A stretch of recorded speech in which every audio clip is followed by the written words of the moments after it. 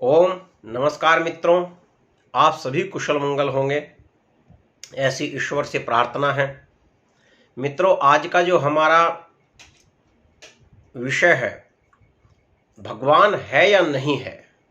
भगवान के नाम पे इतना ये जो कार्यक्रम पूरे संसार में चल रहा है, लोग मंदिरों के सामने लाइनें लगाए खड़े हैं, कुछ मस्जिदों के सामने सजदा कर रहे हैं, चारों तरफ कोई मोमबत्ती लिए खड़ा है। वो जिसके लिए हो रहा है वो है भी या नहीं है, ऐसा विचार संसार में चल रहा है। पूरे संसार के लोग 3 विभागों में विभाजित हैं।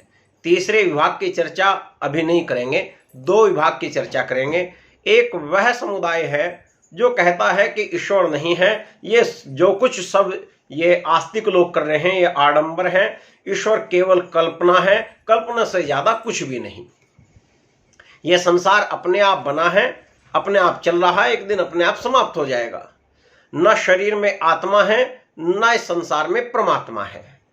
दूसरा समुदाय है, वो कहता है कि नहीं, ईश्वर है, वही संसार को चला रहा है, वही हमारी रक्षा करता है, और जब जब हमारे ऊपर कष्ट आते हैं वही आकर हमारी रक्षा भी करता है। एक तीसरा पक्ष है, मैंने कहा उसकी चर्चा थोड़ी सी देर बाद करेंगे।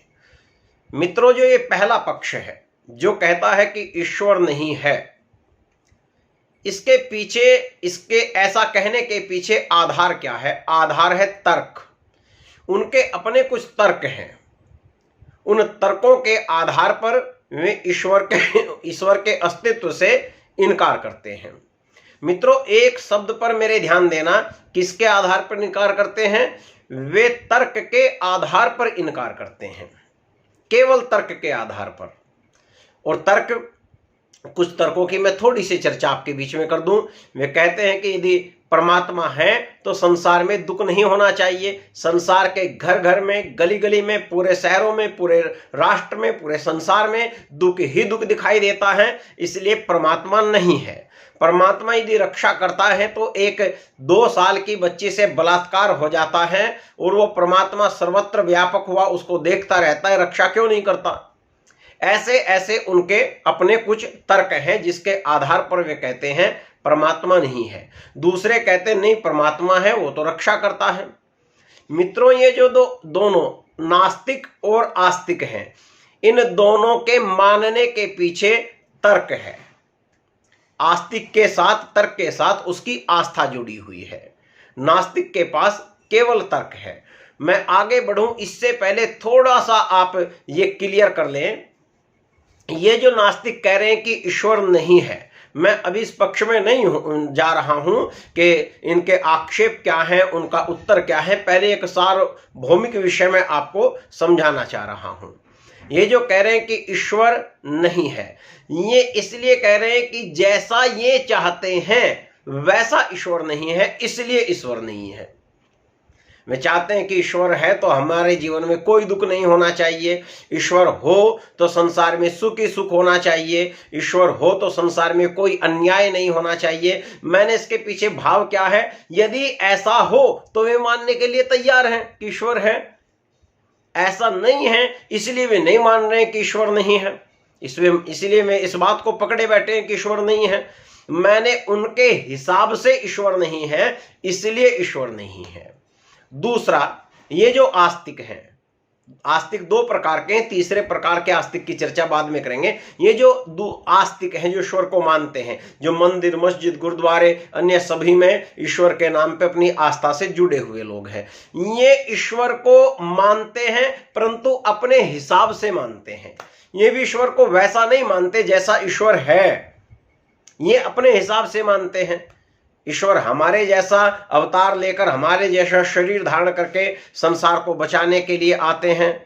यदा यदा ही धर्मस्य, मैंने अपने हिसाब से उन्होंने ईश्वर को गढ़ रखा है, जैसा ट्रेंड चलता है वैसी ये भक्ति करने लगते हैं आस्तिक। तो मेरा कहने का तात्पर्य यह है, इसको आप ऐसे समझे, ईश्वर है या नहीं है, और ये जो ऐसा मानने वाले हैं इनकी स्थिति क्या है। मित्रों, एक व्यक्ति क्रिकेट मैच तो आप जानते हैं, एक व्यक्ति क्रिकेट खेल के विषय में बहुत नॉलेज रखता है, उसको क्रिकेट के विषय में, एक एक नियम के विषय में, क्रिकेट की हिस्ट्री के, क्रिकेट के इतिहास के विषय में बहुत ज्यादा ज्ञान है और वह क्रिकेट के ऊपर घंटों बोल सकता है, किताबें लिख सकता है। मित्रों, वो क्रिकेट के बारे में तो जानता है, क्रिकेट के बारे में तो बहुत नॉलेज है। शब्द पर ध्यान देना, वो क्रिकेट के बारे में बहुत सारा शब्द संग्रह है, बहुत सारा ज्ञान रखता है, क्रिकेट को नहीं जानता। वो क्रिकेट के बारे में जानता है, क्रिकेट को नहीं जानता। क्रिकेट को जानता है सचिन तेंदुलकर, क्रिकेट को जानता है विराट कोहली, क्रिकेट को जानता है रोहित शर्मा, जो मैदान में खड़े होकर 80-90 किलोमीटर प्रति घंटा की स्पीड से आती हुई बॉल का सामना करता है, संघर्ष करता है, प्रैक्टिस करता है, क्रिकेट को वो जानता है। बाकी जो सब मैदान से बाहर बैठे हैं वे क्रिकेट के बारे में जानते हैं, क्रिकेट को नहीं जानते। इसी प्रकार जितने हम आस्तिक हैं, इनमें से 1% को निकाल दीजिए, हम सब ईश्वर के बारे में जानते हैं, ईश्वर को नहीं जानते।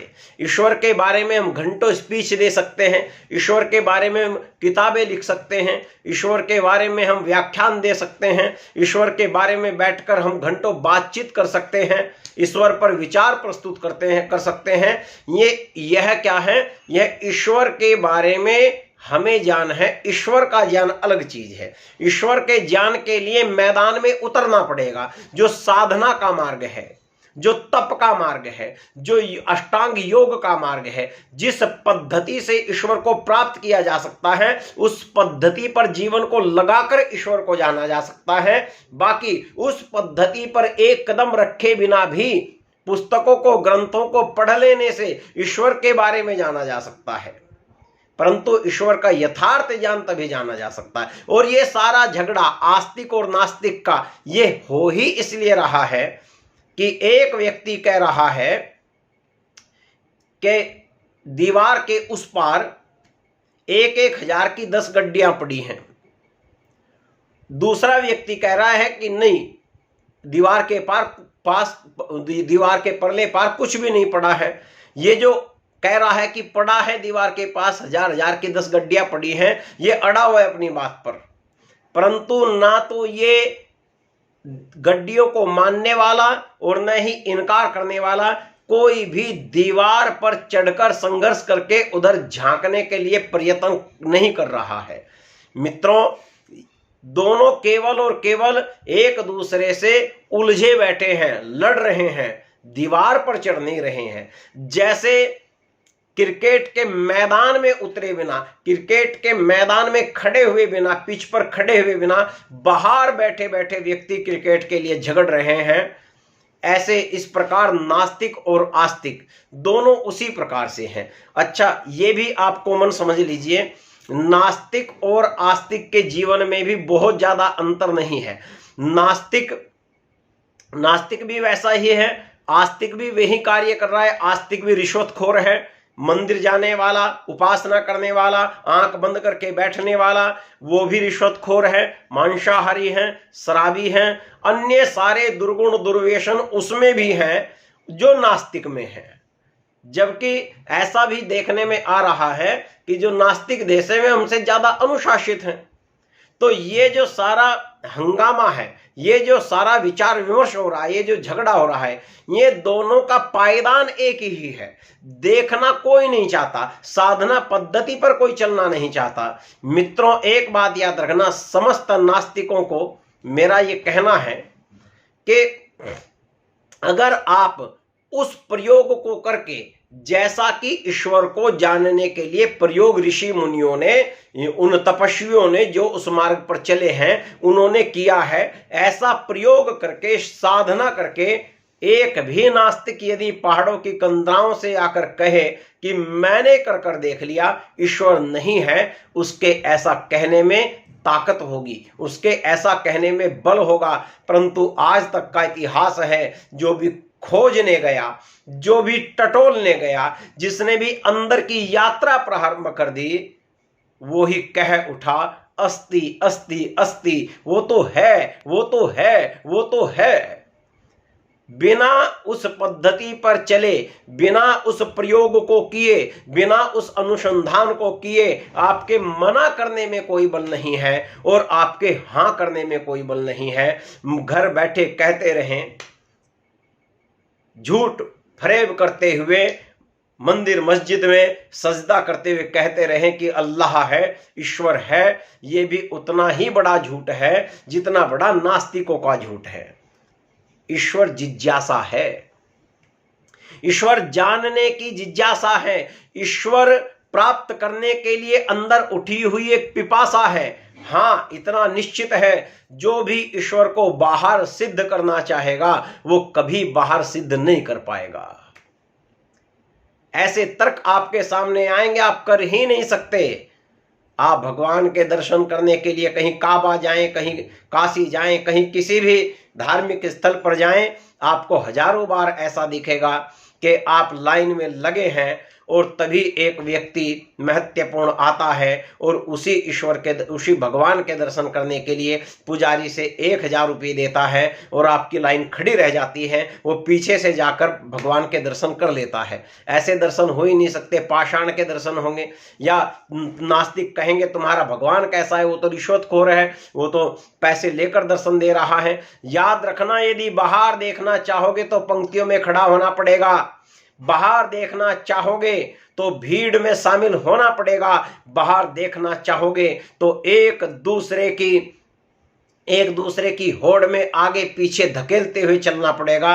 और यदि अंदर देखना चाहोगे, आंख बंद करते ही ये सारी भीड़, ये झंझट, ये सारे समाप्त हो जाएंगे। और मैं ये कहता हूं कि जैसे ही आप अंदर की यात्रा प्रारंभ करेंगे, जैसे ही आप अंदर देखना प्रारंभ करेंगे, आंख बंद करके देखना प्रारंभ करेंगे, उस अंदर ज्योति को पहचानना प्रारंभ करेंगे, वहां दुनिया का कोई भी बड़े से बड़ा महत्वपूर्ण व्यक्ति आपको पीछे हटाकर दर्शन करने के लिए आगे नहीं बढ़ सकता। क्योंकि बाहर दुनिया है, अंदर तो आप हैं और आपका भगवान है। मित्रों, एहसास है भगवान, मित्रों एक अनुभव है भगवान। ईश्वर एक अनुभव है, जिसको वह हो जाता है उसे संसार का सार समझ में आ जाता है। इसलिए बिना तपस्या किए, बिना साधना किए, बिना पुरुषार्थ किए, आत्म साधना के बिना ईश्वर को इनकार करना महामूर्खता है। और बिना साधना किए, बिना तप किए, बिना अंतर्ध्यानी हुए ईश्वर को हां कहना भी उतनी ही बड़ी मूर्खता है। मित्रों, यह विषय बहुत गंभीर है, इस पर आगे फिर विवेचना करूंगा। नास्तिकों के और आस्तिकों के दोनों के तर्कों का विवेचन करेंगे, फिर किसी बिंदु पर हम पहुंचेंगे। हाँ, जो सबसे महत्वपूर्ण है, यह जो तीसरा पक्ष अभी मैंने छोड़ के रखा है, ये बड़ी जिज्ञासा से भरा है, ये बहुत महत्वपूर्ण है। जो आस्तिक और तथाकथित आस्तिक और नास्तिकों से अलग तीसरा एक पक्ष है, जो कुछ अलग मानता है, उस अलग के लिए अगले वीडियो तक का आप इंतजार कीजिए। कल फिर उस अगले पक्ष को लेकर आपके सामने प्रस्तुत होंगे। इति ओम शम।